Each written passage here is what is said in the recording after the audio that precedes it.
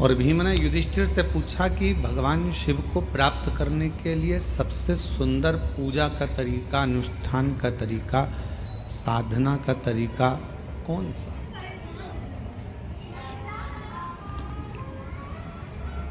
कोई एक तरीका ऐसा बता दो जिससे हम पूजन कर लें, अनुष्ठान कर लें, साधना कर लें। मेरी जीजियों, मेरे जीजाओं, पूजन के बहुत विधान। जैसे आज उत्तर भारत के मेरी जीजियाँ, मेरे जीजा, मेरी बेटियाँ, बेटा, मेरी माताएं आज छठ पर्व मना रही हैं।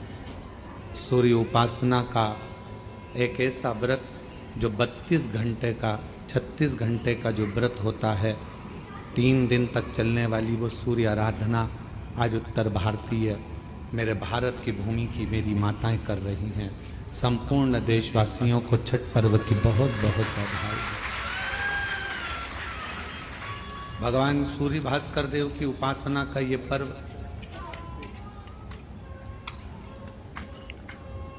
जहाँ पर डूबते सूरज को भी अर्घ दिया जाता है और उगते सूरज को भी अर्घ दिया जाता है।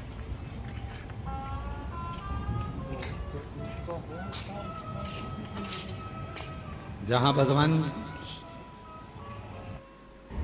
देवादिदेव महादेव की आराधना के साथ में सूर्य की आराधना का पर्व है, माँ छठ की आराधना का पर्व है। तो पूछा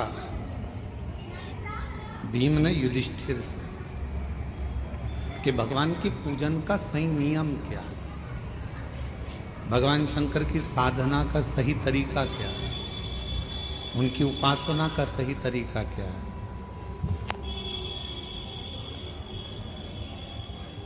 अब हम आपको बोलें कि शिव जी को 1 लोटा जल चढ़ाओ, फिर ऐसा दूध चढ़ाना, फिर दूध के बाद जल चढ़ाना, जल के बाद फिर दही चढ़ाना, दही के बाद जल चढ़ाना, फिर आप मधु चढ़ाना, मधु के बाद फिर जल चढ़ाना, फिर आप शहद के बाद में घृत चढ़ाना, घृत के बाद फिर आप जल चढ़ाना, फिर आप शक्कर चढ़ाना, फिर उसके बाद जल चढ़ाना।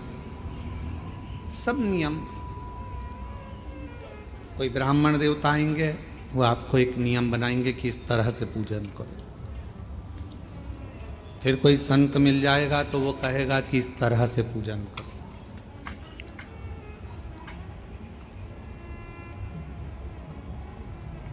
फिर कोई महात्मा मिलेंगे, वो कहेंगे इस तरह से पूजन करो।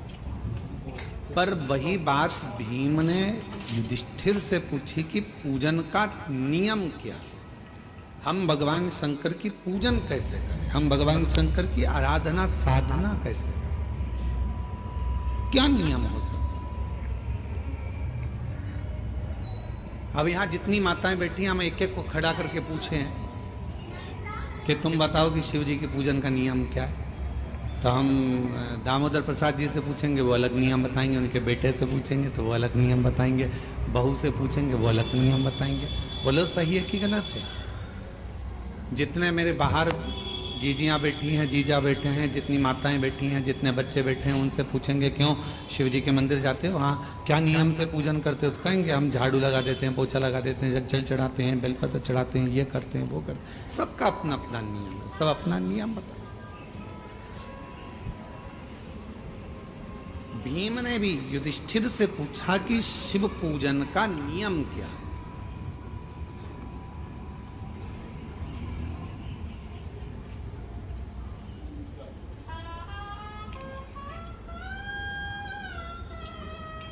जो युधिष्ठिर ने कहा महाभारत के वन पर्व में, वह आपके याद रहना चाहिए कि युधिष्ठिर से पूछा कि शिव पूजन का, शिव साधना का, शिव भजन का नियम क्या है। तो युधिष्ठिर ने कहा, भीम कौन नियम धारण कर सकता है, कौन साधना कर सकता है। इस घोर कलयुग में तो कोई बड़ा से बड़ा बाबा जोगी भी आकर कह दे ना कि हम इतनी साधना करते हैं, तो शिव पुराण कहती है बड़ा मुश्किल है जी। तुलसी बाबा ने तो एक ही लाइन में सबको, पूरे को तुलसीदास बाबा ने एक ही लाइन में सबको समेट दिया, कलयुग केवल नाम आधारा सुमर सुमर नर उतरई पार।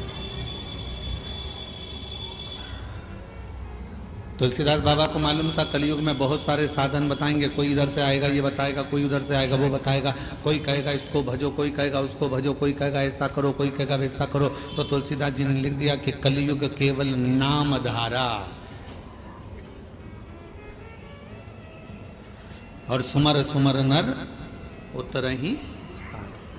तुलसी बाबा ने कह दिया कि नाम की आधारशिला रखो, तुम राम भजो, कृष्ण भजो, शिव भजो, जगदम्बा भजो, दत्त भजो, तुम्हारी मर्जी पड़े वो भजो, पर भजो तुम्हारा भगवान का मंत्र जाप, नाम जाप भजो, जपो।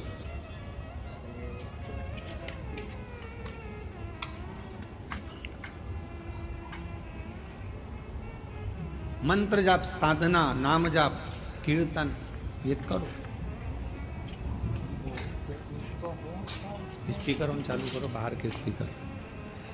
और जब मंत्र, साधना, व्रत, हम कुछ भी करें, पर यदि हमारे मन ही पवित्र नहीं है, हमारा हृदय ही पवित्र नहीं है, तो क्या हम शिव को प्राप्त कर सकते हैं?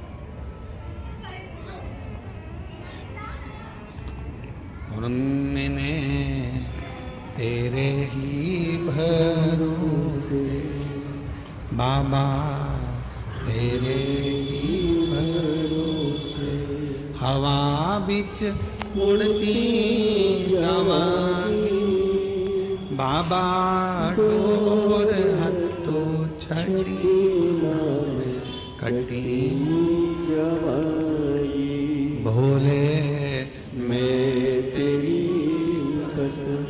शंभू मैं तेरी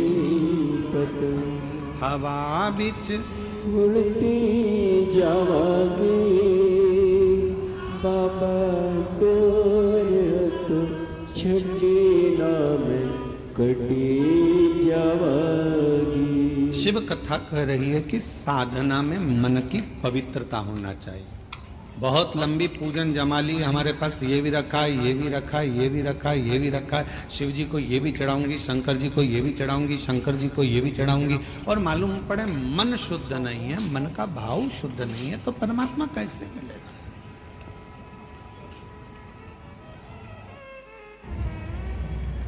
एक लाइन वो आप गुनगुनाते हो, हमने आंगन नहीं बुआरा, कैसे आएंगे हरि, अब तक गंदा पड़ा है द्वारा, कैसे आएंगे, कैसे? उनको बुलाने के लिए हमारे मन के मेल को बाहर करना है।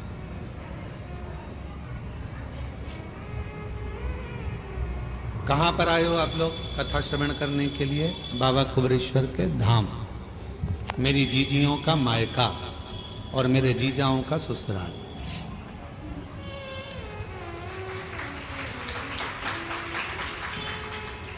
कभी आपने विचार करा कि सीहोर वाला महाराज हमेशा कहता है ये मेरी बहन जीजियों का मायका है और जितने पुरुष आते हैं उनका ससुराल है, ऐसा क्यों नाम रख दिया इस सीहोर का, इस कुबरेश्वर धाम का? बाकी के किसी धाम में तो ऐसा होता ही नहीं कि कोई रिश्ता होता है।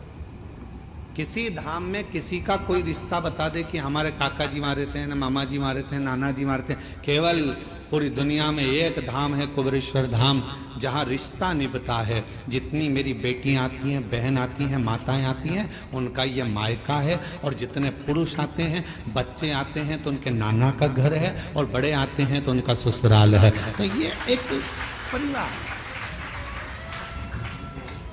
क्यों इस भूमि पर ऐसा क्यों है कि यहाँ संबंध है, रिश्ते हैं, नाते हैं?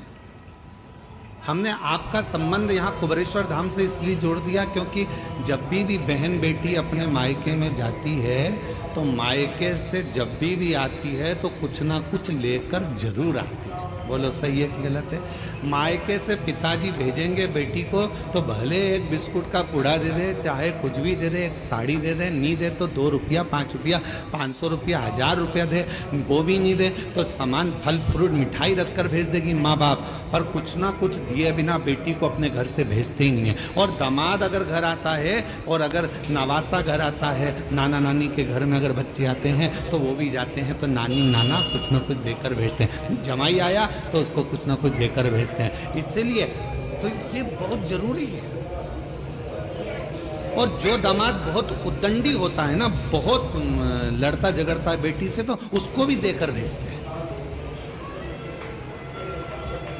उसको भी देकर भेजते, भले गाली देकर भेजे, पर भेजते तो है। देखा तो भीम ने पूछा युधिष्ठिर से कि शिव पूजन का विधान क्या है,